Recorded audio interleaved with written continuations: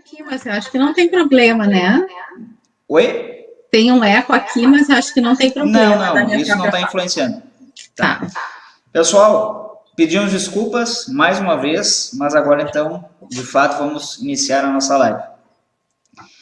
A doutora Ana Celina Albornoz, a quem eu agradeço de antemão por ter aceito o nosso convite, é psicóloga, doutora em psicologia pela Universidade Federal do Rio Grande do Sul, mestre em psicologia clínica pela Pontifícia Universidade Católica do Rio Grande do Sul, especialista em psicologia jurídica e especialista em psicoterapia.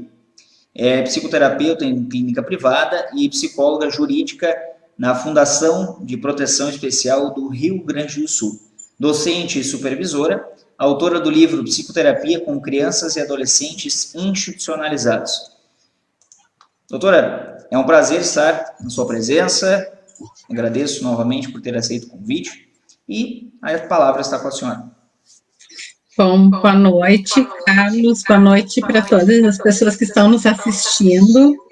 Eu queria dizer que é um prazer estar aqui conversando contigo novamente. Sempre trocamos ótimas ideias. E a minha disponibilidade é para isso, para que a gente possa estabelecer uma conversa, né? E que, enfim, seja produtiva para todos. Muito obrigada pelo convite. Com certeza.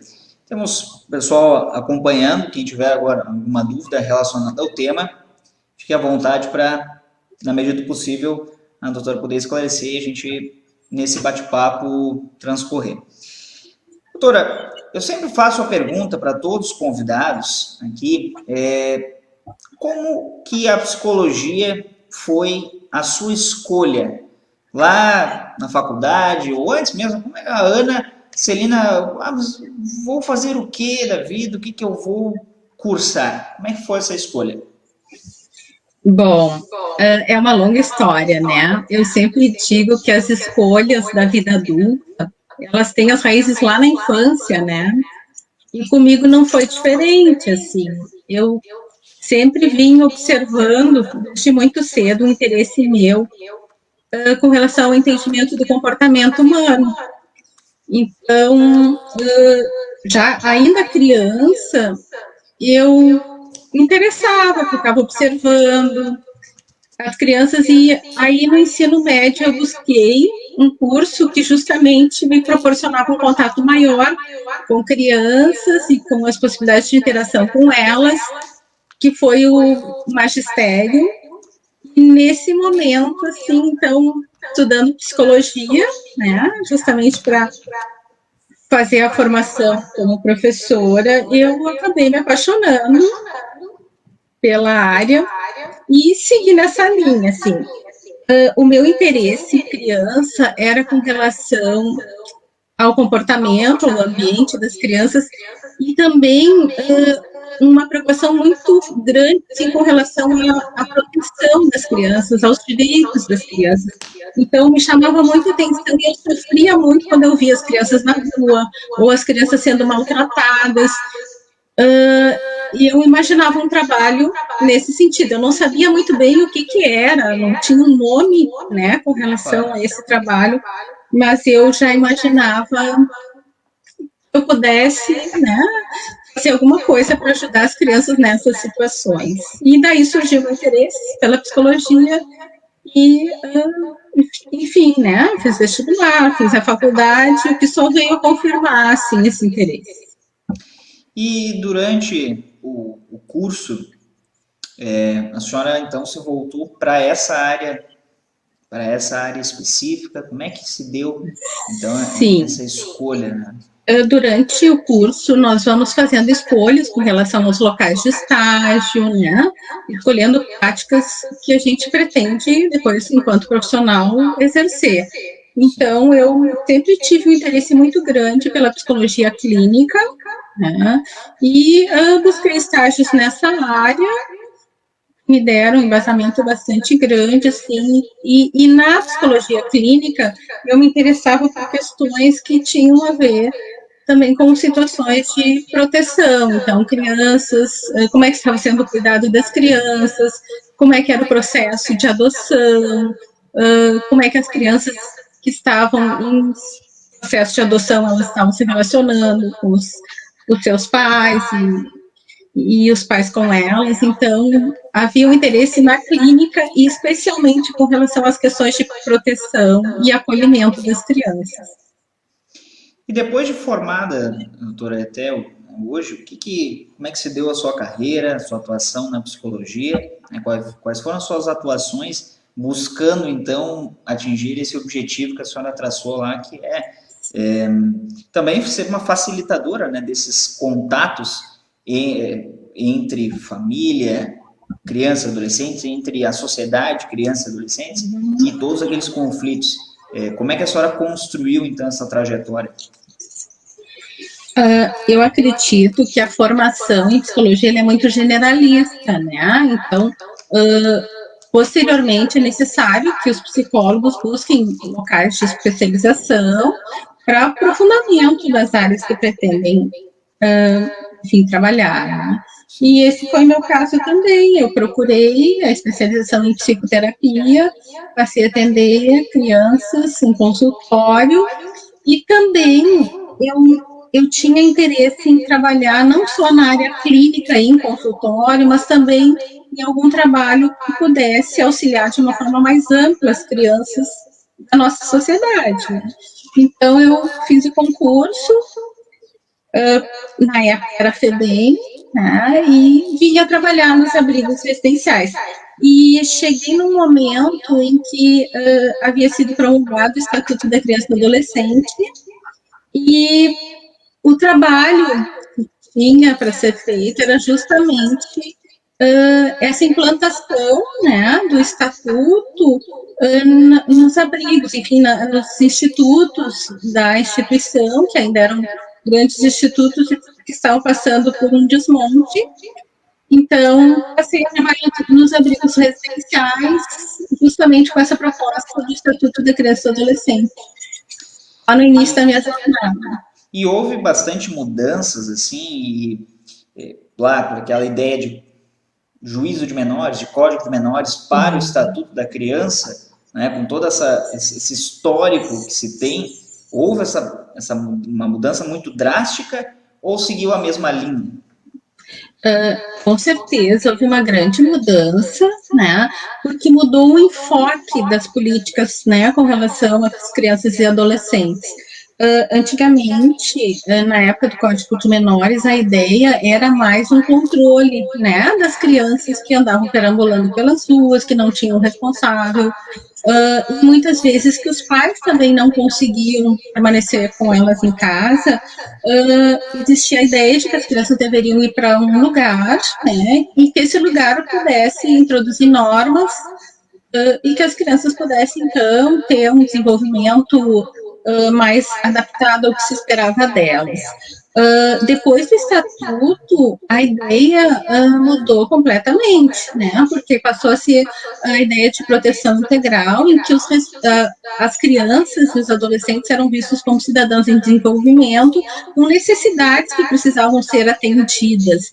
Então, todo o enfoque do trabalho passou a ser nesse sentido, em como atender as necessidades dessas crianças e adolescentes que estavam que estão em desenvolvimento, né? E foi justamente isso que me chamou a atenção e acho que por isso que eu dei continuidade, né, ao meu trabalho na fundação, porque já na minha formação eu tinha muito interesse em trabalhar com prevenção, né?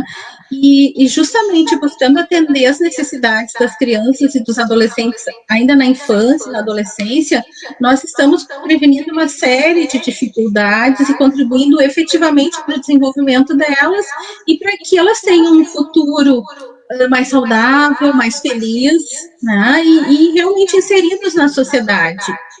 Porque o controle apenas de um comportamento, como era feito anteriormente, sem um investimento, pode levar, inclusive, ao adoecimento da criança, né? A criança, para que ela seja saudável, ela precisa ter um ambiente que favoreça o seu desenvolvimento e que atenda às suas necessidades. E esse ambiente implica em um cuidado efetivo, cuidados básicos, cuidados com relação à vida social, à vida escolar, à vida afetiva, né? Aos relacionamentos,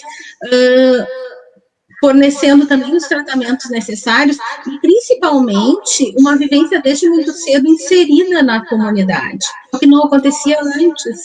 Anteriormente, as crianças não frequentavam as escolas, elas não tinham saídas muito frequentes, elas não frequentavam clínicas da comunidade, todos os atendimentos, a escolarização era realizada dentro da instituição. Né? E isso de uma forma geral, eu não estou falando só da instituição em que eu trabalho, né, mas era um modelo de funcionamento, né, não buscava, não visava justamente atender as necessidades da criança e do adolescente, mas sim atender as necessidades da sociedade em geral. O estatuto, toda essa política mudou, né, e o enfoque foi justamente com relação a essas necessidades.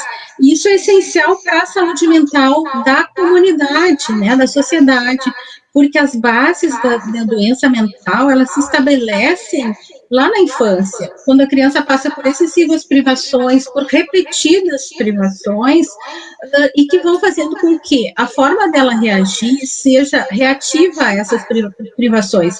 Então, posteriormente, mesmo que o ambiente não seja de privação, a tendência dela é repetir os modelos internalizados na infância. Por isso que é essencial um trabalho voltado para o acolhimento dessas necessidades, para o atendimento das necessidades das crianças. Isso é o que vai dar base para que elas tenham um desenvolvimento mais saudável e inserido na comunidade. Sim. É enlouquecedor uma pessoa viver dentro de um mundo restrito, né? A criança, ela precisa desde muito cedo frequentar parques, frequentar os outros lugares que as pessoas normalmente frequentam, ela precisa se sentir igual para poder reproduzir os padrões dessa sociedade. E isso anteriormente não era favorecido em função do cuidado restrito ao ambiente só. Com o estatuto, então, as crianças passaram a frequentar as escolas da comunidade, as clínicas da comunidade, e todas as políticas foram voltadas, né, para esse convívio social ampliado. A psicologia, assim como o direito, tem vários ramos, né? O que trataria a psicologia jurídica? Que é o ramo da psicologia jurídica? É muito importante essa tua questão, né? Porque, assim, a psicologia, ela é uma ciência que ela estuda o comportamento humano, mas não só o comportamento humano, porque para entender o comportamento humano, a psicologia precisa compreender as suas emoções, os laços afetivos que ela teve ao longo da vida, os regramentos pelos quais ela passou, os ambientes que ela frequentou. Então, precisa estudar a criança num contexto geral. Dessa forma, se tem uma ideia de como é o seu funcionamento, quais são os comportamentos esperados para ela e que potencialidades ela tem para desenvolver novos comportamentos. E isso também se faz com relação a grupos, né? Se estuda a criança, o adulto, enfim, o adolescente individualmente, mas também inserido em grupos. E esses conhecimentos, eles são aprofundados porque se analisa toda a estruturação psíquica, né, todo o desenvolvimento de mecanismos de defesa, de sintomas, né, e a sua causalidade. Então, de posse assim, de todas essas informações, a psicologia consegue fornecer subsídios para outras áreas conseguirem ter uma compreensão mais profunda, mais integrada do ser humano. E é o caso do direito, é o caso da medicina, por exemplo, né? Também os conhecimentos da psicologia auxiliam no entendimento de muitas doenças psicossomáticas, por exemplo, são de fundo emocional, mas que se manifestam no corpo. E com relação ao direito, então, se compreende as motivações, por exemplo, para determinados comportamentos e os efeitos também de determinados comportamentos na vida das crianças, das pessoas. Por isso é tão importante essa assessoria com relação à adoção, com relação à questão do poder familiar, né? Enfim, mas o que eu acho essencial é que a psicologia não se confunda com o direito. O conhecimento da psicologia, ele pode estar a serviço do direito e contribui com o direito, está ligado a ele em muitas ações, mas o papel do psicólogo nessas atividades todas não é o mesmo que o papel do direito, né, dos profissionais do direito. Porque o psicólogo, ele não deve julgar as situações, né? Então, o psicólogo, sim, vai se posicionar com relação a esse entendimento, para o qual ele está qualificado a avaliar e a entender, e vai definir também direções que vão contribuir para que vão favorecer a vida dessa pessoa, da criança, do adulto, enfim, vai indicar caminhos para isso, como tratamentos, né? Mas não deve exercer o papel de julgador em nenhuma situação. Bastante importante essa colocação, doutora, porque as ciências, elas devem se complementar, elas não devem ser um fim em si mesmas, assim como não se deve confundir o papel de cada um. Então é muito importante essa sua colocação, até porque para aqueles que estão nos assistindo, que não têm formação em psicologia, ou não têm formação em direito, mas que têm essa curiosidade de entender como muitas questões funcionam na sociedade. Por exemplo, a doutora estava colocando a respeito do atendimento de crianças e adolescentes, dentro de uma perspectiva que se chama lá da doutrina da proteção integral, que é justamente aquela que está expressa lá no ECA. Doutrina essa que tem três sujeitos ativos: sociedade, Estado e família. Por isso que ela é tripartite. Então, essa complementação que há entre as duas ciências me parece muito salutar e, como a senhora bem mencionou, é a grande diferença que o ECA, como uma legislação avançada que é, mundialmente conhecida, traz para a sociedade brasileira, né? Então, bastante interessante. Doutora, nesse contexto que a senhora mencionou, explicou, o que seria o acolhimento institucional? Que a senhora pudesse, então, explicar o que ele é, né, e quais os tipos, mesmo que por cima, para que as pessoas consigam entender como é que é feito isso. Certo. Eu acho que é fundamental só enfatizar isso que tu estás trazendo, né, que existe uma complementariedade entre a psicologia e o direito,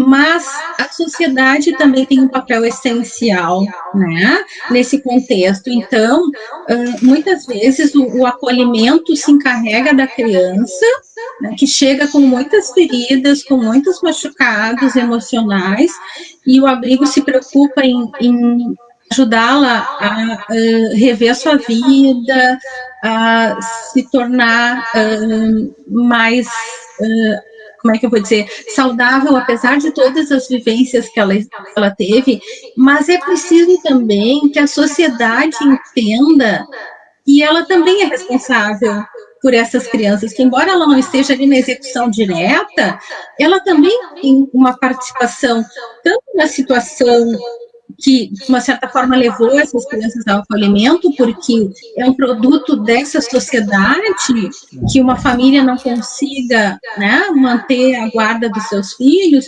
ou também na saída dessas crianças, né, na aceitação delas com relação à frequência nas escolas, nos locais de convívio social e na própria situação depois de profissionalização. Então, muitas vezes acontece que a sociedade não tem noção clara, assim, né, do seu papel e da sua importância com relação a essas vivências todas, né? E muitas vezes atribui ao abrigo que não cuida ou, né, não faz o que deveria fazer. No entanto, o abrigo sozinho não consegue fazer tudo, né? Mas, enfim, tu estavas perguntando, assim, com relação ao acolhimento, né? Isso. O acolhimento, ele se dá porque as crianças, como a gente estava conversando, para que elas se desenvolvam, elas requerem uma série de cuidados. Então, muitas vezes, isso não acontece, né? Por algum motivo, né? Ou porque a família está desorganizada naquele momento, emocionalmente, não consegue dar o suporte adequado, ou porque a família, a mãe ou o pai deixou o lar, ou porque os cuidados eram abusivos, né? Não só negligentes, mas abusivos. Então, quando não há nenhuma alternativa para que a criança permaneça com a sua família de origem, e quando não há alguém da família imediata, da família próxima, que possa assumir a guarda dessas crianças, uma das saídas encontradas para que a criança recupere os cuidados que ela necessita é a inserção dela em um acolhimento, que pode ser um acolhimento institucional, um acolhimento familiar, enfim, existem diversas modalidades de acolhimento. Mas essa é a última medida, né, a ser executada, é a retirada da criança do convívio com a sua comunidade, com os seus familiares, porque o acolhimento, ele é benéfico e ele é essencial no momento em que a criança está sofrendo privações, mas não é uma situação que possa ser definitiva, né? Porque as crianças, elas têm o direito ao convívio em família, isso o próprio estatuto já prevê.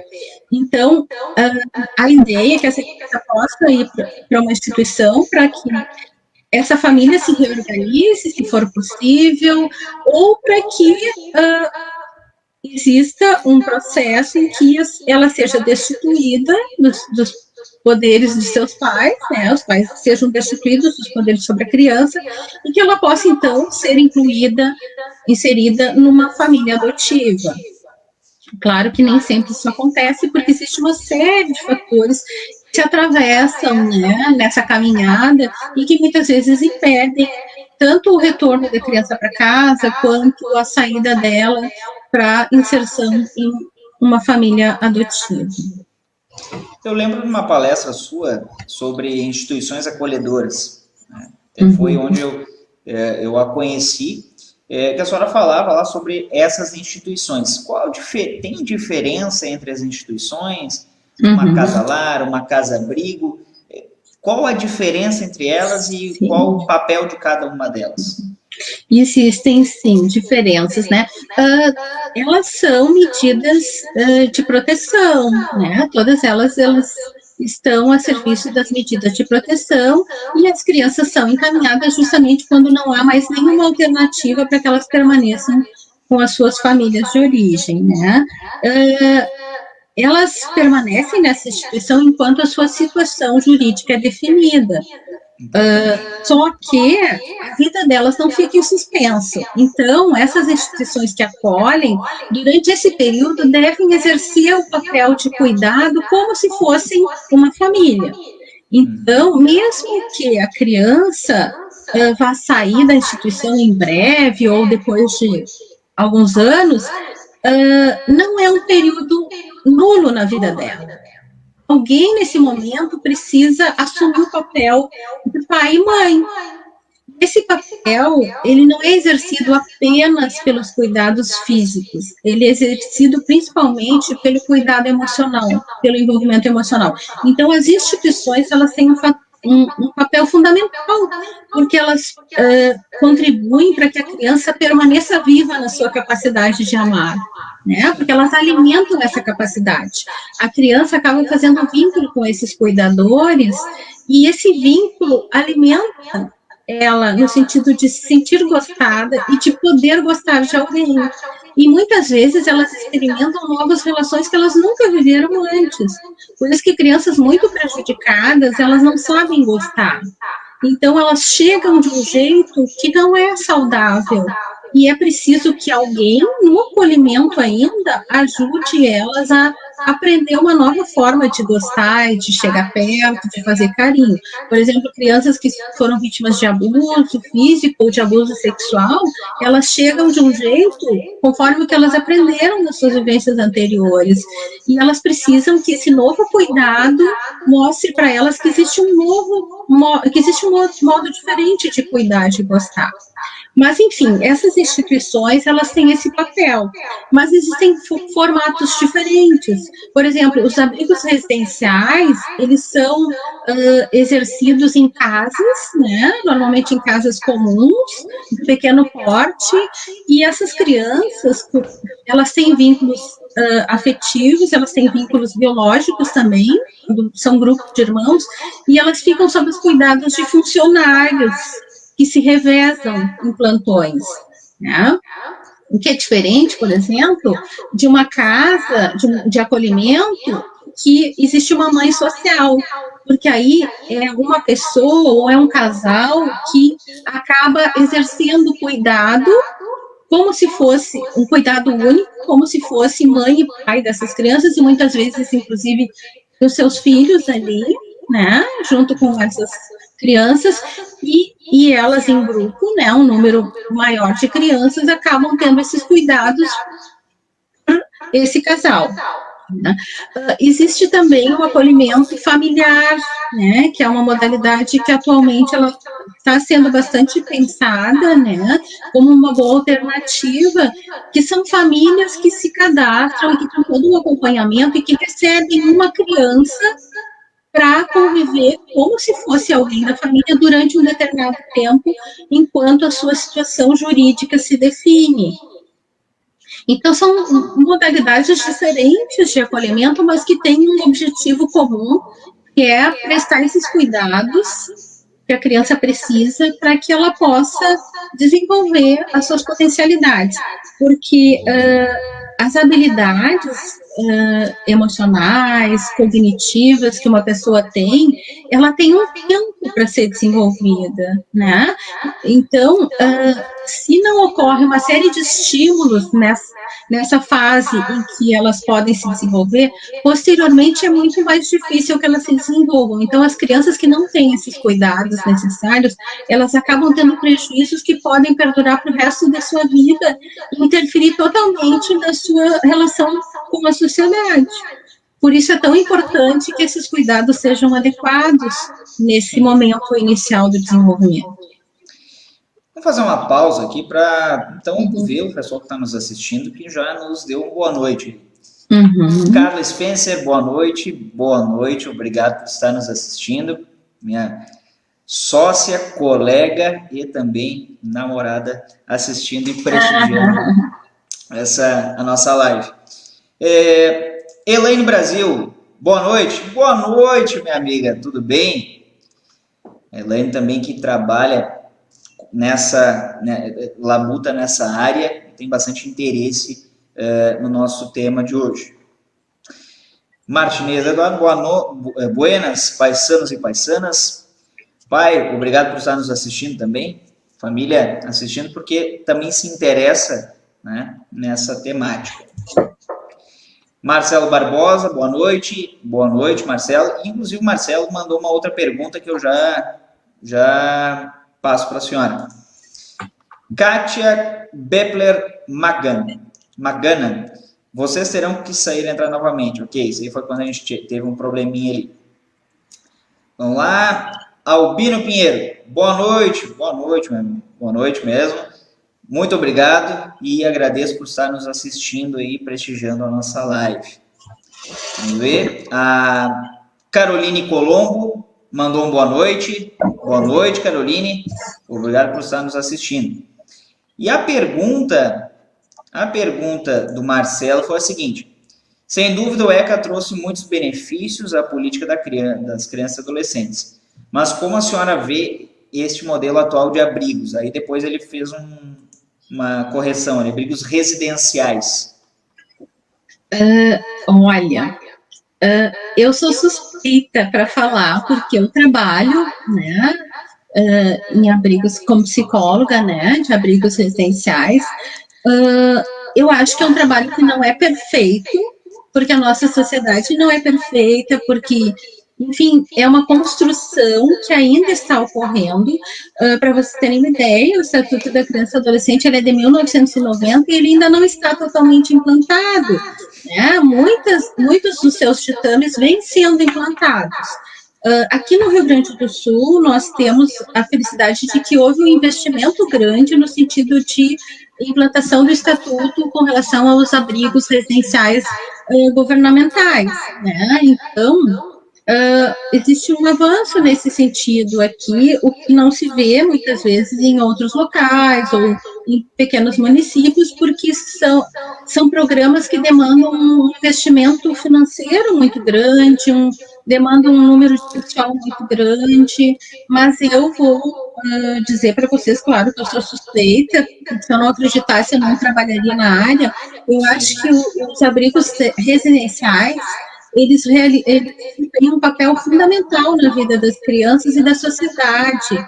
O cuidado que é exercido ali, nesses abrigos, ele ajuda a criança a desenvolver suas habilidades, a se desenvolver afetivamente, a desenvolver uma ambição positiva, a ter modelos de identificação, a ter planos para o futuro. E na minha experiência de quase 30 anos, as crianças que tiveram um bom tempo de vida ligadas aos abrigos residenciais, elas se desenvolveram muito bem. Claro que muitas vezes o abrigo ele recebe uma culpa, né? Ele é culpabilizado por situações que as crianças já vêm com elas, né?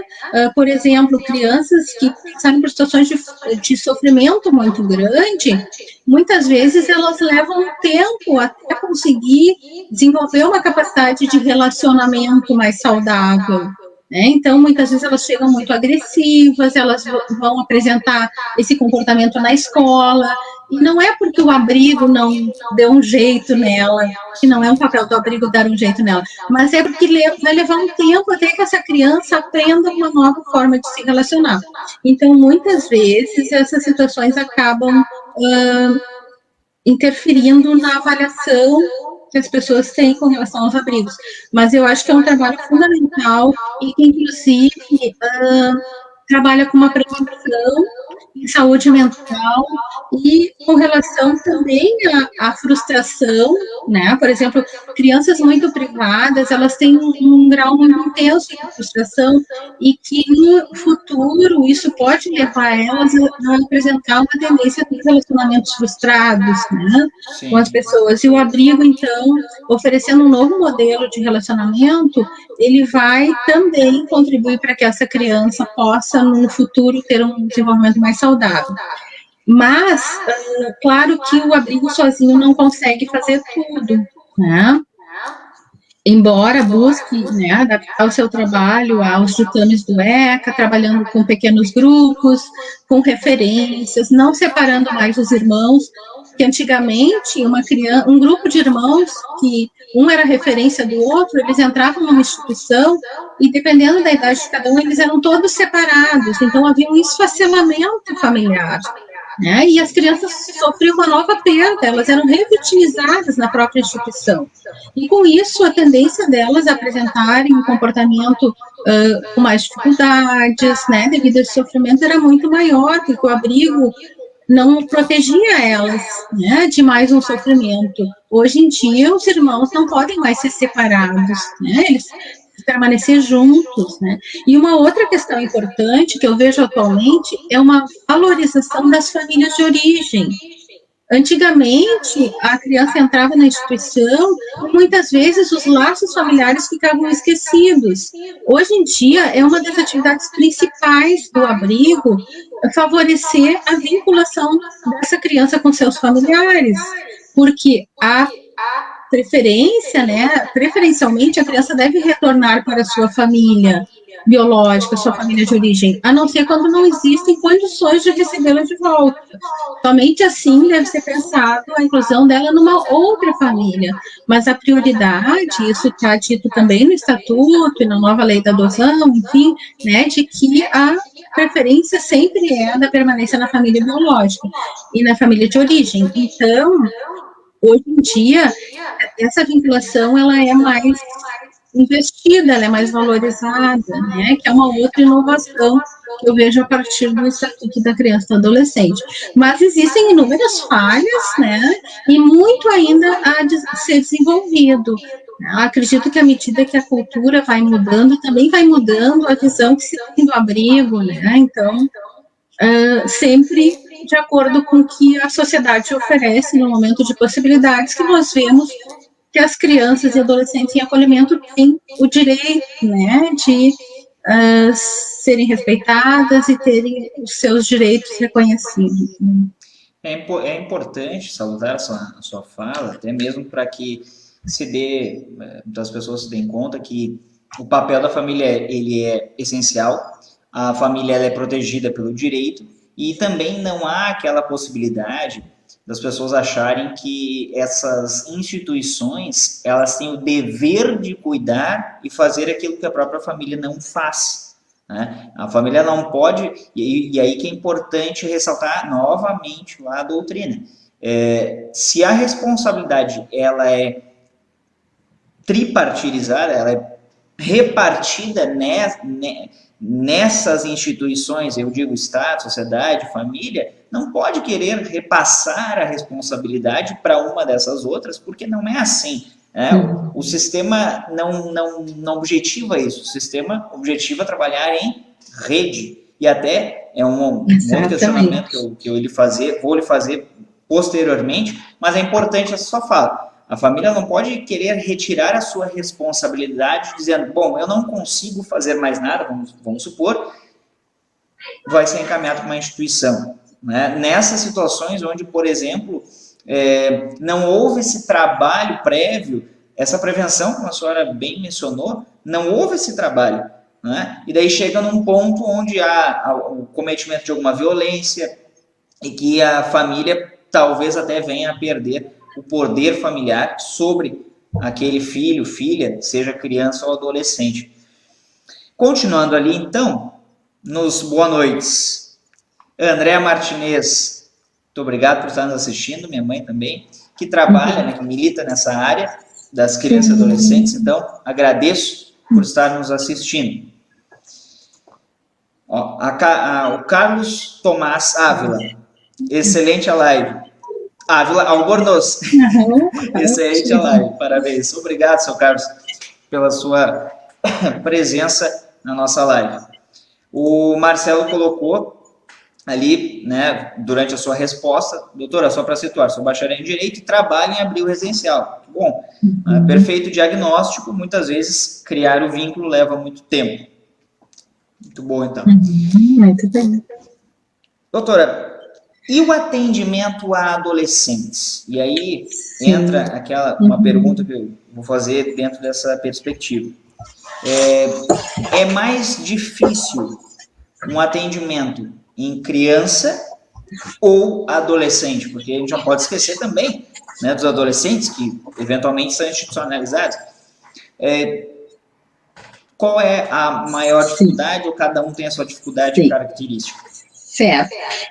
Eu só vou retomar uma questão com relação à família, que eu acho importante a gente também ter presente que as famílias muitas vezes também estão desamparadas, né? Também estão passando por situações de aflições, né? Que levam a um comportamento desorganizado, que levam à falta de condições, né? De manter a sua prole.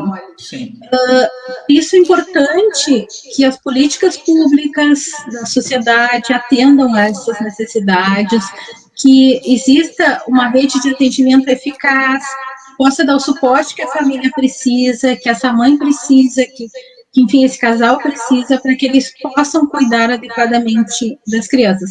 Assim como é importante também essa inter-relação entre o abrigo e a rede de atendimento, no sentido dos atendimentos que se conseguem, né, e que as pessoas, os pais ou as crianças precisam receber, né? Mas com relação aos adolescentes, é uma questão bem importante, né? A adolescência em geral, ela é uma fase muito complexa, é um momento de vida muito complexo. Por quê? A criança vem, né, de um desenvolvimento em que ela é mais protegida, as experiências que ela vai tendo são gradativas e elas têm um amparo maior. Quando a criança se torna adolescente, ela deve enfrentar mais desafios. Ela vai responder por outras responsabilidades que ela não tinha antes. Então, muitas vezes ela passa por situações em que há uma crise, né? A crise de identidade. Bom, quem ela é agora? O que ela pode? O que ela não pode? Então, eles ficam perdidos durante um certo ponto, até um tempo, até que eles consigam ter todo um regramento internalizado e fortalecido e que possam exercer um comportamento social, né, adequado às normas, né, da sua sociedade. Mas os adolescentes, eles têm uma série de desejos e eles têm também uma necessidade muito grande de que as coisas funcionem de acordo com os ideais que eles têm, né? O que nem sempre isso é possível e que gera uma série de frustrações. Os adolescentes que ingressam em instituições, geralmente, eles não vivenciaram as privações apenas na adolescência. Muitas vezes, eles já vêm sofrendo privações muito antes do seu ingresso, né? E já vem se constituindo dessa forma, pelos modelos de relacionamento que eles têm. Então, as privações que a gente conhece, né? São o abandono, né? Então, muitas vezes, muitos adolescentes em acolhimento não sabem nem quem é o pai, né? Ou foram abandonados pela mãe, enfim, né? Não tem um acolhimento favorável na família de origem ou na família próxima, né? Na família ampliada. Então, todas essas marcas vêm crescendo junto com ele, né? Os modelos, por exemplo, crianças filhas de pais que cometem crimes como bater na criança, abusar da criança, são modelos que a criança vem internalizando e que, na adolescência, vão despertar nela um desejo de reagir a isso muitas vezes. Né? E muitas vezes é nesse momento que se torna impossível a permanência dela no lar. E muitas vezes, por isso, elas aderem aos grupos, né?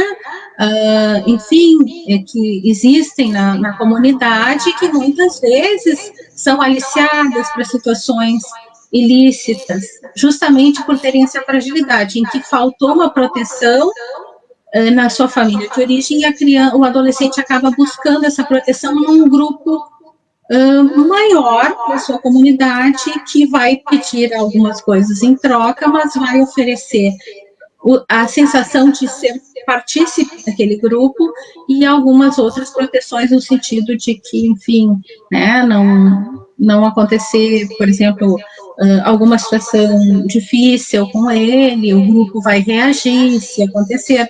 Então, proteções nesse sentido. O que acontece é que muitas vezes os adolescentes já têm uma vida fora, muitas vezes ligada a esses grupos, e quando eles ingressam na instituição, eles têm uma resistência muito grande a aceitar que alguém gerencie a vida deles, porque eles já estão acostumados, desde muito cedo, a não ter esse gerenciamento.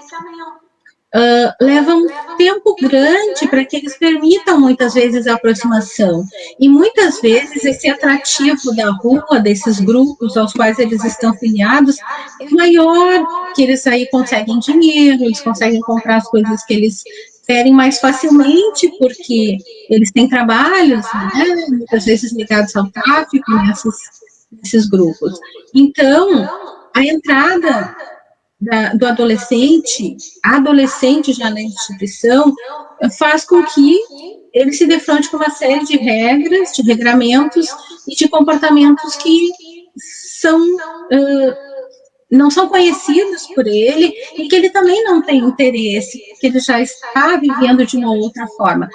É preciso que a instituição aceite esse jovem, né, que tem essa resistência, entenda de onde vem isso, não culpabilize o adolescente, mas também é preciso que o abrigo coloque as regras existentes no local, porque existem também outras crianças e outros adolescentes que precisam ser respeitados, né?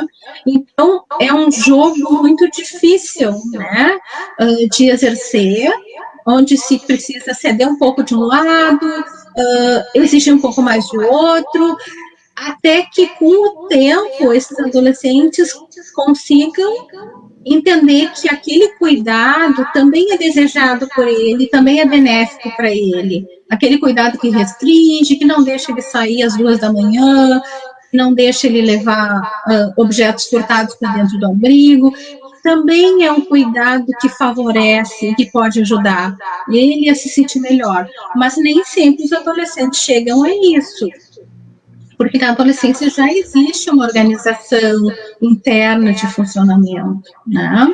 Então, mas eu acho que é um desafio importante e interessante, e acho que as instituições não têm o direito de resistir dos adolescentes e cercear os direitos deles. Acho que mesmo que as respostas ao nosso trabalho sejam poucas, muitas vezes, a gente não pode desistir.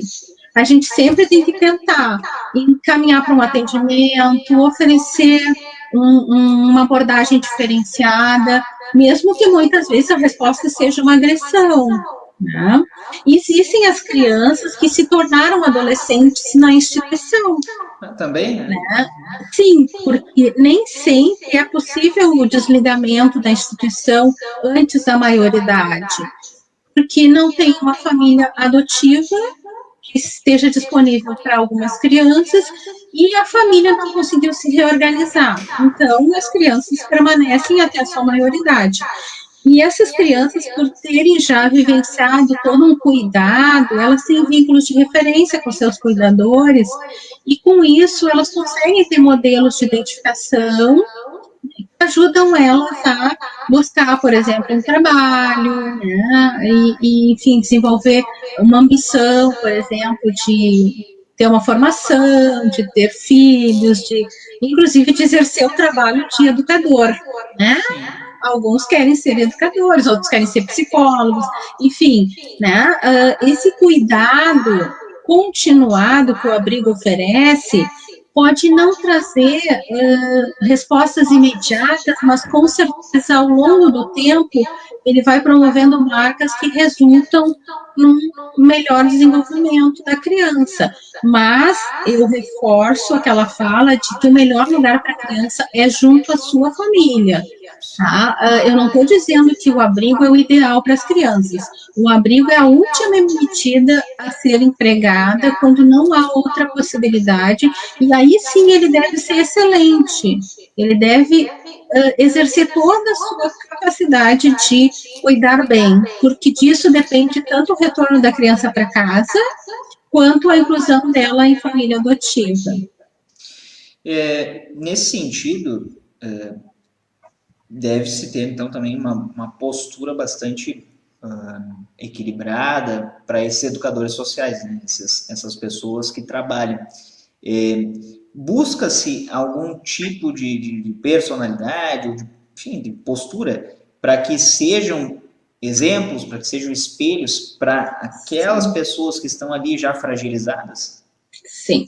Olha, é muito importante essa tua colocação. Não é um trabalho fácil, tá? Para ninguém.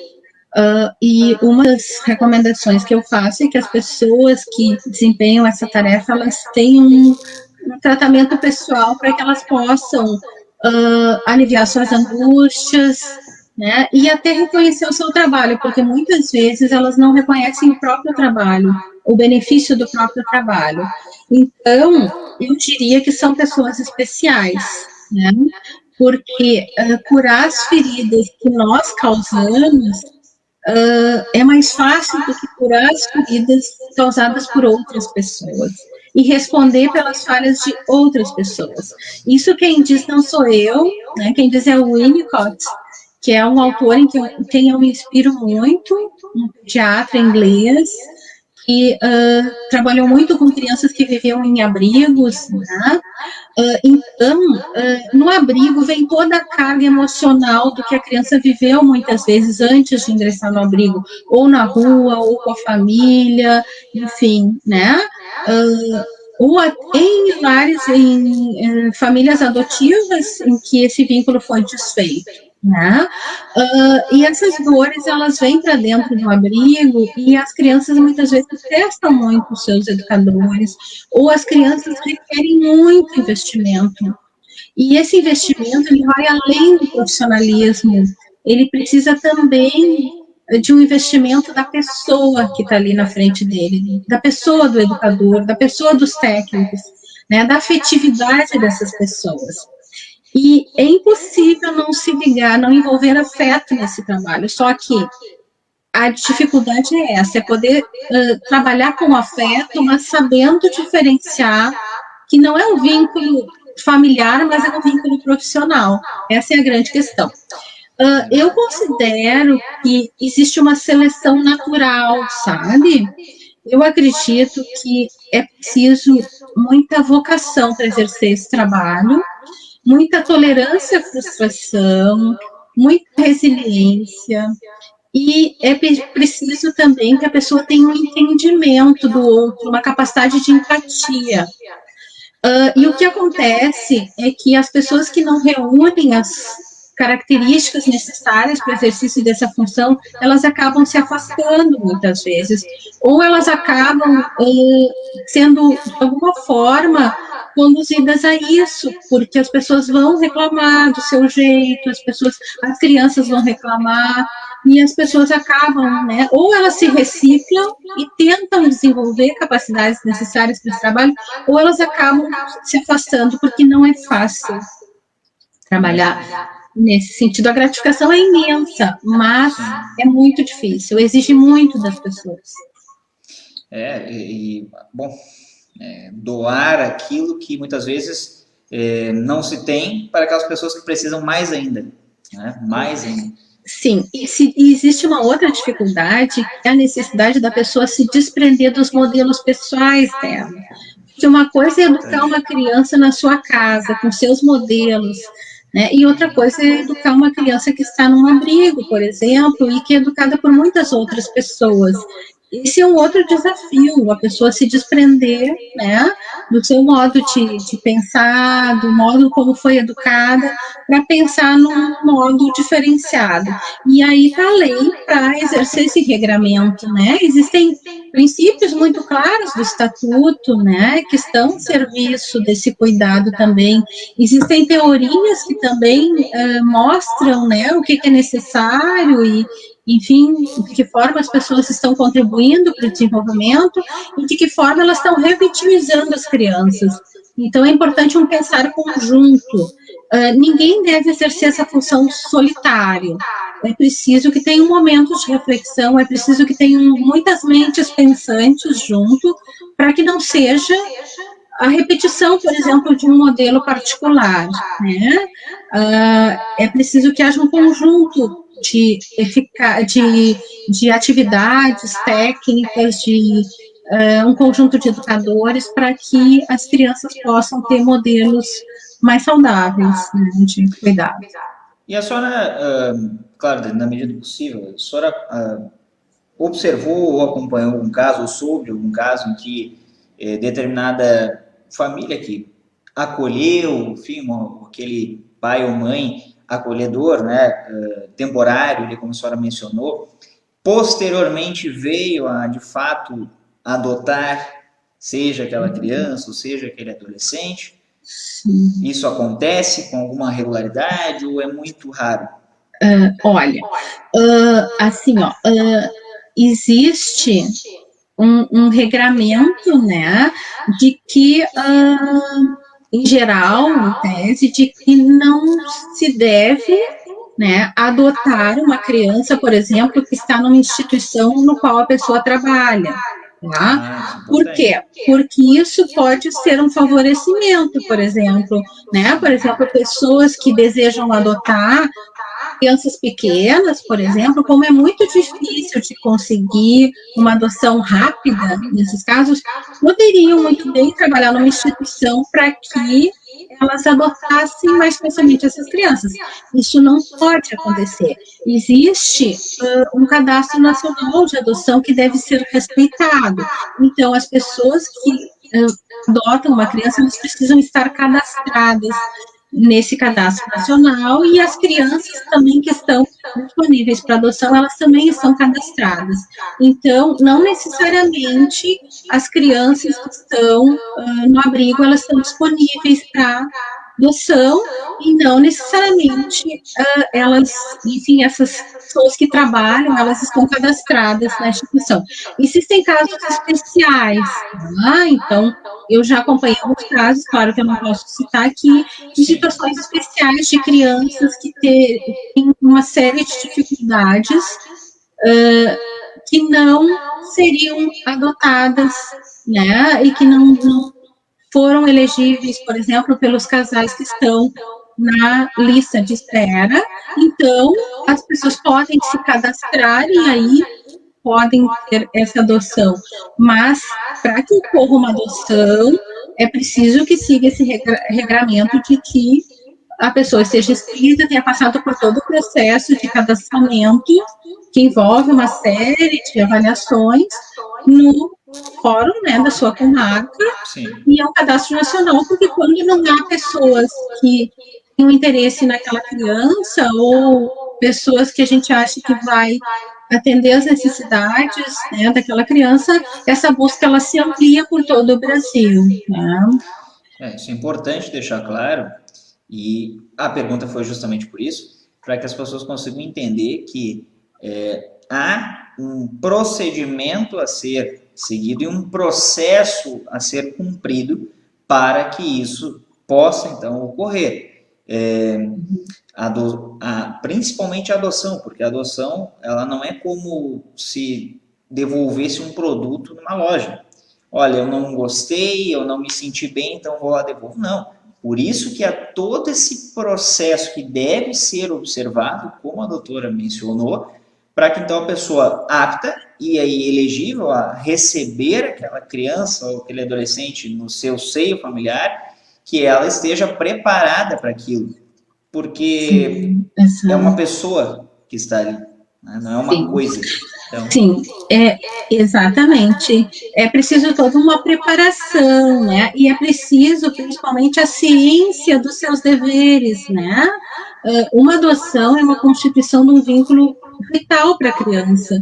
Então, muitas vezes, a sobrevivência psíquica dela depende da probabilidade daquele vínculo dar certo. Então, é preciso que seja feito um trabalho eficaz, que é feito, né? Existem leis, né, que determinam isso, e esse processo é essencial, esse processo de cadastramento, de passar por todo o processo de avaliação e de oficinas, é essencial para que a pessoa esteja habilitada a adotar. Então, muitas vezes as pessoas ligavam para a instituição, eu quero adotar, então eu queria, né, conhecer as crianças. Isso não é possível, porque a adoção não ocorre assim diretamente.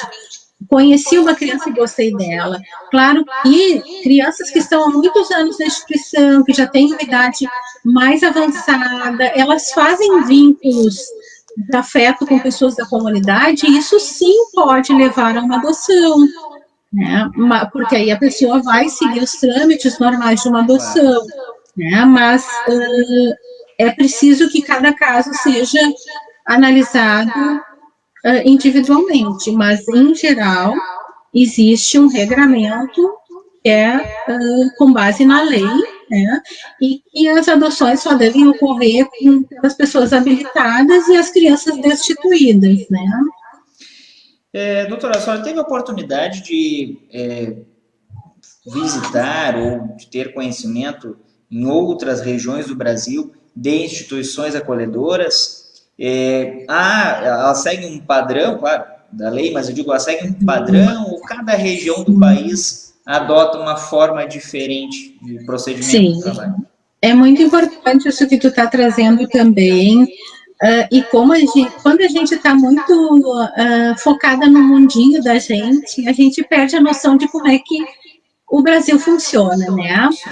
Por isso que eu digo assim que nós tivemos a felicidade e uma força-tarefa bem desenvolvida no sentido de reordenamento institucional, tá? Um trabalho que eu me orgulho muito porque eu botei a mão na massa lá no início, né? E lá em 1994, quando eu entrei para a instituição e os abrigos estavam começando, eu bati na porta de muita escola para pedir vaga, de muita clínica, então eu não me furto a dizer que eu acho que a gente teve muita boa vontade de muitas pessoas e muita força de vontade nossa para que as coisas acontecessem, mas não é uma realidade em todo o país.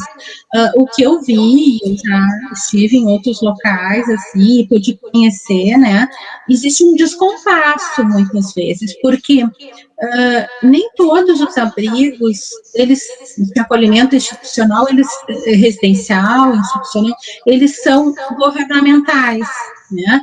Muitas vezes são ONGs, são abrigos que têm por trás uma comunidade religiosa, muitas vezes, todos eles inscritos, né? Eles têm que estar inscritos, os órgãos que regulamentam o exercício dos abrigos, mas nem todos eles têm a possibilidade, a amplitude que alguns abrigos têm, né? Então, existem abrigos que não têm tantos recursos financeiros, que não têm toda essa inserção na comunidade, que não conseguem manter unidades residenciais para poucos acolhidos, que precisam manter um número maior de acolhidos numa unidade residencial, e que podem até com isso se tornar um abrigo de médio porte e não de pequeno porte, né? Então, existiu um descompasso de implantação do Estatuto da Criança e do Adolescente, e ainda existe, né? Existem muitos artigos do Estatuto que ainda não foram implementados e que não funcionam como está previsto ali, né? Mas com relação aos abrigos, existe esse descompasso, então tem abrigos que ainda funcionam de uma forma mais ampla, com grupos maiores de crianças, que não oferecem esse atendimento em grupos, né? Pequenos grupos, que é o ideal, mas que funcionam seguindo as características, né, de um abrigo de médio porte. E existe também a questão dos investimentos, né, recursos que vai variar de cada estado, de cada município, de cada órgão que está envolvido, né, governamental ou não governamental, com esse abrigo residencial. Tanto que existem abrigos que são únicos, né, um abrigo, existem acolhimento institucional que envolve um número imenso de abrigos, que congrega, né, 30 abrigos residenciais, por exemplo. E na realidade do Rio Grande do Sul, a senhora tem ideia de quantos né, com essas características existem? Porque eles devem variar entre pequeno, médio e grande porte. Então, a senhora tem essa informação? Como é que a gente consegue buscar isso para pois entender? Eu vou ficar te devendo essa informação. Eu não vi números para te dizer, né? E eu conheço muito a minha realidade, né? Que é trabalhar num abrigo, numa organização governamental, né? Cujos abrigos, né? São gerenciados pelo Estado e pelas equipes, né? Que trabalham neles, e que tem um funcionamento muito próximo, assim, do que se espera de um abrigo. Claro que temos falhas, mas eu sou completamente apaixonada pelo trabalho que eu realizo, acredito muito nele, estudo muito, né, invisto muito nesse trabalho, e mesmo trabalhando há quase 30 anos, sempre se tem que aprender, porque as crianças mudam, o momento cultural muda, as necessidades mudam, as crianças, as características das crianças que ingressam e de suas famílias também mudam com o tempo. Então, a gente precisa estar sempre estudando, investindo nesse trabalho para que realmente ele atenda as necessidades das crianças e dos adolescentes que estão em acolhimento institucional. Eu não sei te falar de números, te peço desculpas, mas tudo bem, eu não claro, dizer tranquilo. isso. Não, para entender, né, qual a realidade que a gente poderia encontrar aqui no Rio Grande do Sul, porque, por exemplo, nos municípios menores não se tem essa espécie de casa-abrigo, né? Tem lares que se chamam casa de acolhimento, por exemplo, elas são temporárias, claro, todos são temporários, mas de fato mais temporários, se a gente pudesse classificar assim, do que outros que têm uma permanência um pouco maior, né? Uma permanência mais alongada. Sim. E também tem a questão das equipes, né? Nem todos os abrigos conseguem contar com uma equipe, né? Muitas vezes são funcionários, são psicólogos, assistentes sociais, da Secretaria da Saúde, por exemplo, que prestam o serviço. Verdade. E deveria ter uma psicóloga, uma assistente social para atender um abrigo residencial, né? Verdade. E são funções essenciais ali, né?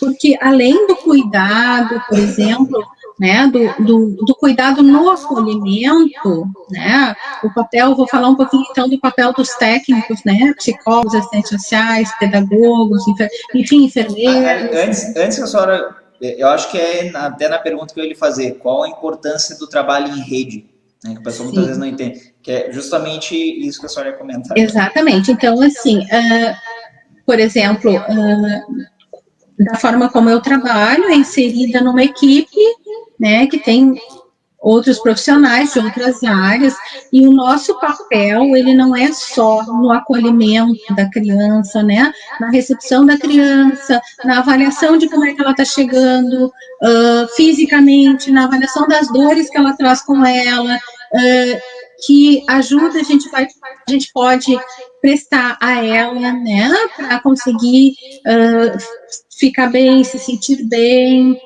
dizer o que pensa, o que sente, a esses educadores, né, de que forma a gente pode ajudar. Nós também temos um papel jurídico, no sentido de documentação, né?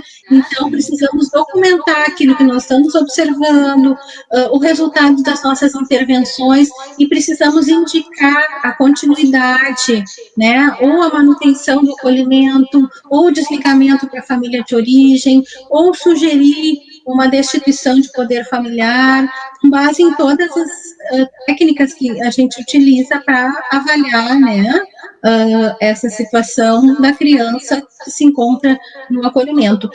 É importante que existam profissionais de diversas áreas e que haja uma troca, né, porque o olhar é diferenciado, mesmo que as pessoas façam parte da mesma equipe, trabalhem na mesma causa, vai haver um olhar diferenciado e é necessário que haja uma complementariedade. Essa não é a realidade de todos os abrigos, ter toda essa equipe, né, prestando esse serviço. Muitos abrigos não têm uma equipe à disposição, e aí precisam recorrer para o auxílio de profissionais que, enfim, fazem parte de outros órgãos e que prestam um determinado serviço. O que é bem diferente, porque quem trabalha na instituição tem a noção da vivência, né, de como é que ela se dá, de como é que está o desenvolvimento da criança, que é uma coisa que, por exemplo, na minha área, a gente analisa desde o seu ingresso, como é que ela chegou, que características ela está representando, o que isso significa, que necessidades emocionais ela tem, quais os encaminhamentos que são possíveis, o que pode favorecer, o que pode prejudicar, sintomas ela apresenta, que outras intervenções. Então, é uma série de abordagens que nós precisamos fazer e que só quem está, assim, mais presente, que conhece a rotina do abrigo, que conhece a criança, consegue identificar, né? Mas um abrigo, ele não trabalha isoladamente também, né? A rede de atendimento, ela também faz parte, os CRAS, os CREAS, e todos os locais que a gente tem acesso para discutir as situações das crianças, os locais de atendimento das crianças, os locais que acompanham as crianças, né? As famílias das crianças, os locais que conhecem a história da criança, enfim, então é um trabalho em rede nesse sentido, que todas as informações vão compor uma decisão que ela é, assim, uma decisão muito difícil, porque a vida de uma pessoa é a vida de uma família que está ali, né, para ser decidida por outras pessoas, e que muitas vezes não passaram por aquelas vivências que a família passou e que a criança passou, e que precisa ser uma decisão justa e favorável, benéfica à criança e ao adolescente. E nesse caso também há uma importância, por exemplo, dos conselhos tutelares. Exatamente. São aqueles órgãos que acompanham diretamente, que muitas vezes os casos chegam por meio deles. Né? Exatamente. São as pessoas que estão ali acompanhando, que comunicam ao Ministério Público, comunicam ao Judiciário, para que então haja toda a movimentação desses outros órgãos e desses outros profissionais. Então, eu vejo com muito orgulho até essa forma de atuação. É claro que não é perfeita, mas me parece que é mais próximo daquilo que é para acolher. Né? Exatamente. O objetivo mais 2 comentários ali, daí a gente vai encaminhando para o final, que eu ainda tenho uma pergunta para fazer para a senhora. O Marcelo, que é quem a senhora respondeu antes, disse casualmente, um pouco antes, um pouco depois da sua fala ali, que o trabalho de educador social é uma vocação, de fato, quase um sacerdócio. A Patrícia Rocha colocou: parabéns pela live, parabéns pelo trabalho, doutora Ana Albornoz. Patrícia, muito obrigado por estar nos acompanhando hoje. E a respeito do seu livro, né, que é a psicoterapia com crianças e adolescentes institucionalizados. Qual foi esse estudo que a senhora abordou? Ó, tá aí o livro para quem tiver interesse. Muito bonita a capa. Muito bonita a capa. Obrigada. Sim, vou sempre retomar, né? A psicóloga retoma muito, né? Então vou retomar a fala anterior, né? Do comentário. Realmente é um trabalho que é de uma equipe, né? É de uma sociedade. E eu faço parte, assim, né, desse contexto, mas eu sempre digo que eu acho que o trabalho dos educadores é essencial, né, porque é ali que vai ter origem a vinculação que vai ser estruturante para a criança. É quem cuida, quem coloca para dormir, é quem dá alimentação, é quem leva no colégio, é quem troca a fralda, né? O nosso trabalho, enquanto equipe, é mais de suporte, né? Então, é um trabalho de uma grande equipe, né? E eu contribuo muito com as coisas que eu estudo, né? E com o trabalho, claro, junto às crianças e na minha vinculação com elas, mas é um mérito maior, assim, de muitas pessoas, né? A história do meu livro, ela tem a ver com a minha história na fundação, né, onde eu trabalho. Eu cheguei para realizar esse trabalho, que é um trabalho novo, era um trabalho novo na época, né? O estatuto tinha sido promulgado um pouco tempo atrás, ele estava em fase de implantação, né? E a instituição ela estava passando por um reordenamento institucional. Então, as casinhas, os abrigos residenciais estavam se formando e as crianças estavam ingressando ali, começando a sua convivência com a sociedade. Como eu contei, eu fui em muita escola, bater na porta e pedir, por favor, que eles acolhessem as nossas crianças. E muitas vezes, né, eles tinham uma resistência porque não conheciam o comportamento, enfim. Mas, felizmente, a situação evoluiu e hoje em dia as crianças estudam nas escolas da comunidade, não existe mais educação formal intramuros, né? E então eu pensei, logo que eu ingressei, que eu fui recebida por crianças que tinham muitos machucados físicos, inclusive, né, pelas suas vivências, e num primeiro momento, eu fiquei muito sensibilizada de ver crianças muito pequenas, com furos de cigarro no corpo, com membros quebrados e sem um cuidado adequado, anteriores ao acolhimento, e eu, enfim, sofri bastante com isso, mas eu me dei conta que eu ficar chorando não ia ajudar em nada a vida dessas crianças, e aí eu fui pensando, assim, de que forma eu poderia contribuir. Então, no primeiro momento, eu pensei que o que de melhor eu poderia oferecer era um cuidado emocional para elas. E foi que não existiam clínicas que aceitavam as nossas crianças no primeiro momento, que atendiam e que sabiam trabalhar com as nossas crianças. Então, foi todo um trabalho de preparar a sociedade para receber as crianças que nós tivemos que fazer lá no primeiro momento.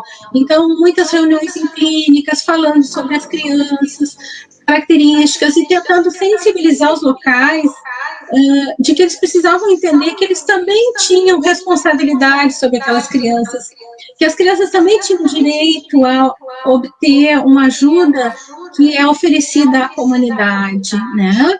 Então, assim, fizemos muitos convênios, mas nós tínhamos uma imensidão de crianças que precisavam de atendimento, e tinha uma ou duas vagas, 3 vagas em clínicas da comunidade, né, disponíveis. Então, o que eu fiz foi tentar organizar com estagiários um serviço de atendimento. E as crianças do núcleo que eu acompanhava passaram a ser atendidas pelas minhas estagiárias e sob a minha supervisão. Como eu tinha formação em psicoterapia, eu utilizei os meus conhecimentos para fazer aquilo que eu sabia de melhor e, enfim, ajudar essas crianças a curar essas feridas e se fortalecerem para enfrentar a vida de uma forma diferente. Sim. Então, depois de um tempo atendendo e tomando contato assim, com essas histórias, não só as histórias de vida contadas nos arquivos, né, que nós temos, mas as histórias de vida contadas pelas crianças e nas intervenções que nós fizemos, em como elas nos responderam. Depois de um tempo fazendo isso, eu achei que era importante eu avaliar isso de uma forma científica. Se realmente aquele trabalho tinha um efeito importante, significativo na vida dessas crianças, então eu procurei o mestrado na PUC, buscando desenvolver uma pesquisa justamente nessa área, nos benefícios da psicoterapia para crianças e adolescentes institucionalizados. Então, elaborei um banco de dados, né? Montei um banco de dados com as crianças em atendimento, com todos os registros, e a minha dissertação de mestrado foi baseada nisso, na avaliação das crianças no momento em que elas chegaram para tratamento e 6 meses depois. E foi, assim, uma grata surpresa de ver, assim, o quanto elas respondiam e se beneficiavam com o atendimento que era oferecido, né? E disso resultou um livro, né, que conta, né, um pouco da minha trajetória, um pouco do abrigo, e um pouco também dessas psicoterapias, né, mais detalhadamente até. E o meu entendimento sobre isso, assim, né, que dinâmicas aquelas crianças apresentavam e como é que elas foram se beneficiando da psicoterapia, que é uma técnica, né, que é muito utilizada em consultórios privados, em clínicas privadas, em serviços de escolas, né, em universidades, e que tem uma série de critérios, né, de recursos que precisa se utilizar e que a gente, então, precisou adaptar a uma situação institucional, né, então, tornar o ambiente propício a isso. Hoje em dia, nós não temos mais atendimento em psicoterapia na instituição, porque justamente o nosso trabalho de conquista de espaço na comunidade, ele teve sucesso, nós temos muitos locais que atendem as crianças, e a gente, então, faz com que elas exerçam o direito delas de serem atendidas na sua comunidade, né, e não dentro de casa, né? Mas a psicologia e a psicanálise, elas têm um papel fundamental dentro dos abrigos, porque a psicanálise, ela e a psicologia, ela nos instrumentaliza para o entendimento do desenvolvimento da criança e dos relacionamentos, das dinâmicas que se dão no abrigo, e também nos ajuda a buscar estratégias para o enfrentamento, né, desses conflitos, dessas problemáticas que ocorrem, né, nesse momento de acolhimento. E para o pessoal poder ter acesso a essa obra? Qual é a editora? Como é que a gente pode ter acesso a essa obra? Pois é, a editora é a Casa do Psicólogo, né? Mas no momento a Casa do Psicólogo, ela repassou os direitos de algumas obras, né, para outras editoras. Então, por exemplo, existem algumas livrarias que vendem o livro, né? Eu não tenho ele para comercializar, né? Eu repassei os direitos autorais para a editora, mas acredito que, por exemplo, a Cultura era uma livraria que vendia na internet, né? Tem vários locais que vendem esse livro. Então, pessoal, então fica a dica: a psicoterapia com crianças e adolescentes institucionalizados, de autoria da doutora Ana Celina Albornoz. Essa capa muito bonita e uma obra que é fundamental para entender, porque a história da fundação, a história da própria aplicação do ECA se confunde com a sua história, né? Imagina quantas pessoas teriam esse privilégio de poder discorrer sobre a legislação e aplicando ela, né, na sua área, claro, mas aplicando ela especificamente ali. Então, é muito importante, né, o acesso a essa história. Por duas perguntinhas para encerrarmos. Houve algum caso depois de alguma criança ou adolescente institucionalizado que depois desse tempo, enfim, adquiriu, né, acabou completando a maioridade, a senhora encontrou, veio procurar a instituição, veio agradecer, não sei, veio ver aquilo que antes ela talvez não visse com aqueles olhos? Teve alguma história assim? Sim, com certeza. Na verdade, o abrigo acaba ficando como se fosse uma família, né, para esses adolescentes que crescem lá dentro e que saem pela maioridade, que constituem as suas famílias. Então, muitos educadores acabam sendo referência, o próprio abrigo é referência. Então, é muito comum que eles retornem para visitar ou para fazer notícias, né, ver como estão, o que estão fazendo, ou até mesmo para pedir ajuda, muitas vezes, né? Porque é difícil se virar, muitas vezes, sozinho, né? Sim, eu tenho vários netinhos espalhados, né, por aí, então eu recebo, já recebi visitas, já soube notícias, já recebi recados, e é muito gratificante, assim, a gente ter esse retorno, né? Eu digo que a gente planta sementes, né? Muitas vezes a gente não vê elas florescerem, mas que mais adiante na vida da pessoa a gente vai saber que teve o nosso dedinho ali.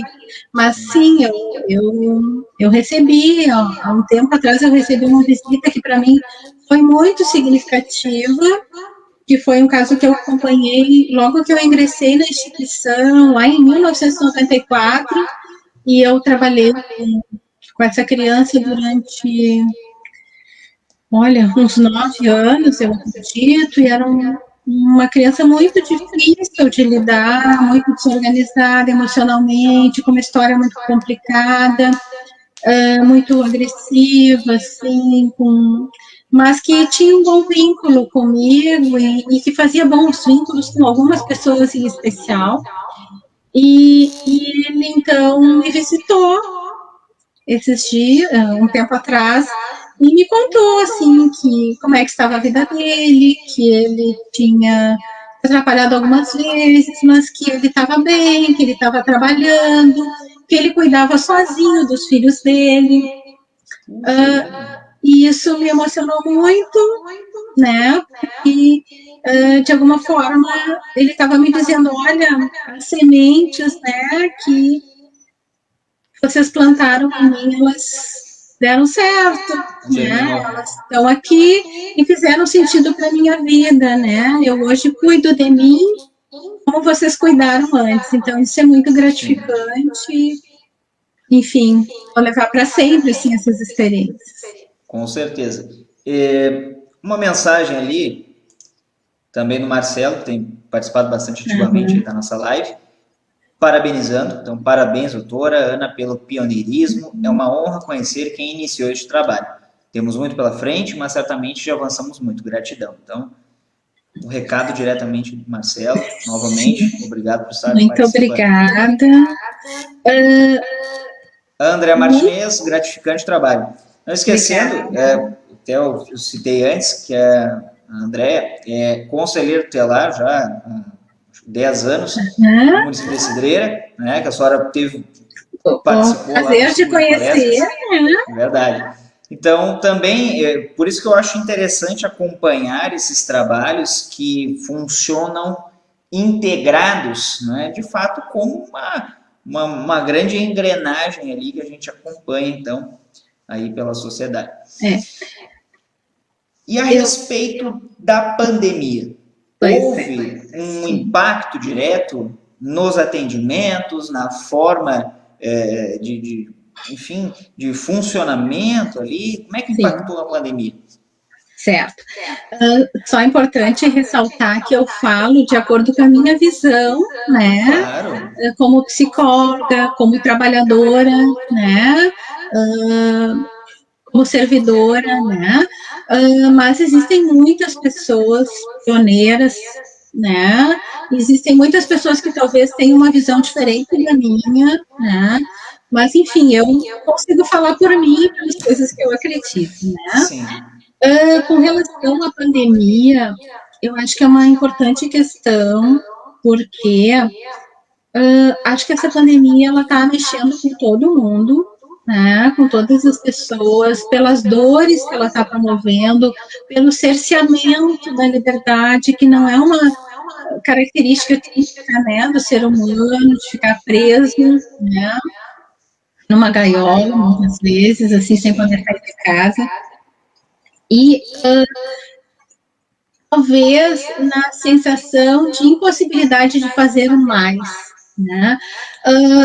Por se tratar de um serviço essencial, nosso acolhimento não paramos, né?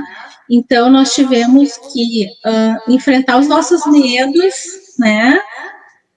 Pelas crianças e pela nossa própria pele também, né? Porque no momento em que a sociedade, né, pregava fiquem em casa, nós tínhamos o dever, né, e a obrigação de cumprir o nosso papel, o que de certa forma também era gratificante, porque eu digo era porque hoje em dia as pessoas estão, né, se cuidando mais, o risco é um pouco menor, talvez, justamente porque as pessoas estão se cuidando,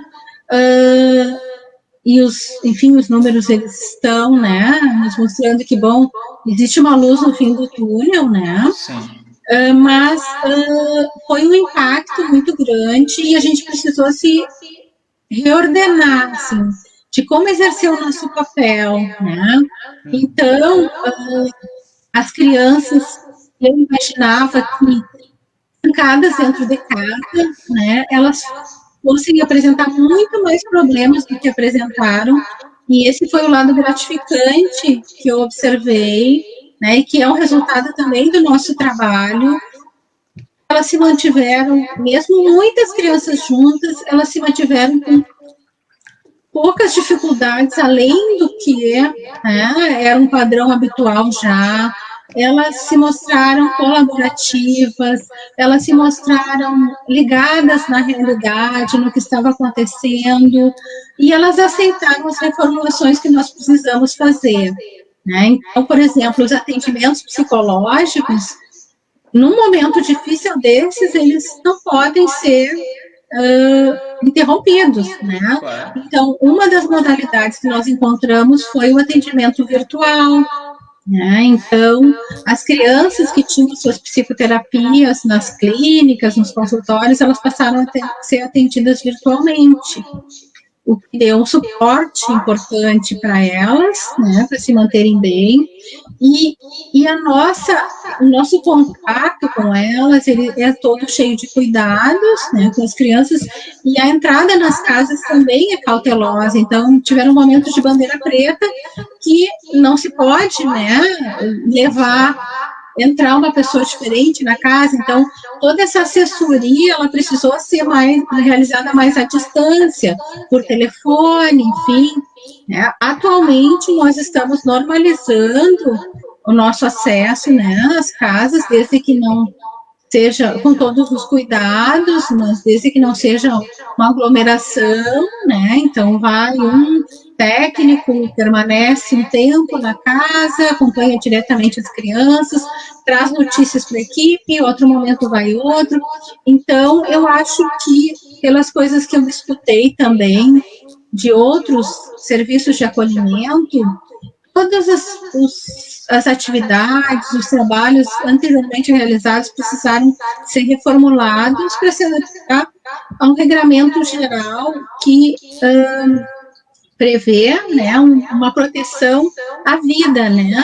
Não adianta fazer um tratamento psicológico e tem que sair de casa, tem que ir e colocar em risco a própria vida. Então, nós precisamos, em primeiro lugar, preservar a vida para, posteriormente, pensar o que era possível de fazer nessa condição atípica. Né? Então, adaptamos o nosso trabalho como técnico, adaptamos os serviços oferecidos pela comunidade e avaliamos as situações de maior risco emocional, por exemplo, para encaminhar um atendimento presencial quando necessário.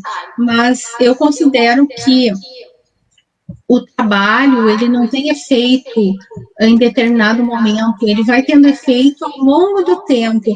Então, os acolhidos nos responderam muito bem com relação a esse trabalho que vem sendo feito, porque eles mantiveram a sanidade mental, eles conseguiram manter atividades, por exemplo, escolares, eles estão, né, em casa, estudando, eles mantêm os atendimentos, eles não têm um nível de conflito muito intenso, né? E para mim foi uma surpresa eles passarem tão tranquilamente por essa pandemia que eu espero que já esteja se encaminhando para um momento de maior tranquilidade. Verdade. Um último comentário ali, antes de nós encerrarmos.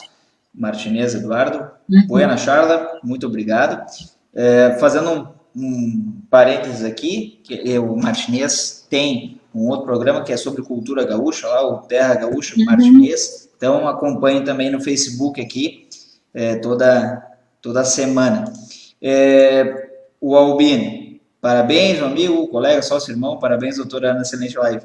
Meu paisano, meu irmão, muito obrigado também por estar nos assistindo, estar até agora aí, a nossa conversa. Imagina, doutora, a nossa conversa se estendeu por quase 2 horas, levando em conta, claro, aquele período que a gente estava arrumando, mas imagina, quase 2 horas falando sobre esse assunto e tem muito ainda a ser falado.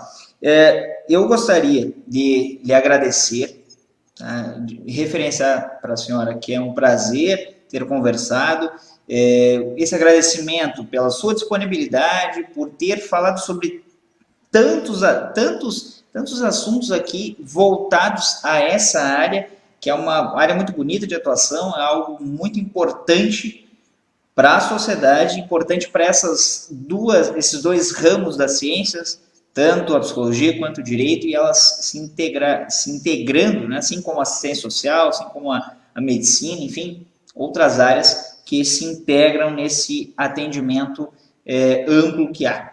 Então, lhe agradecer pela sua participação, a sua disponibilidade e dizer que fica o convite para uma próxima oportunidade, para que a gente fale sobre outro tema, outro assunto relacionado a esse tema. Eu que agradeço, então, o convite. Foi a minha estreia em live, né? A primeira que eu participo.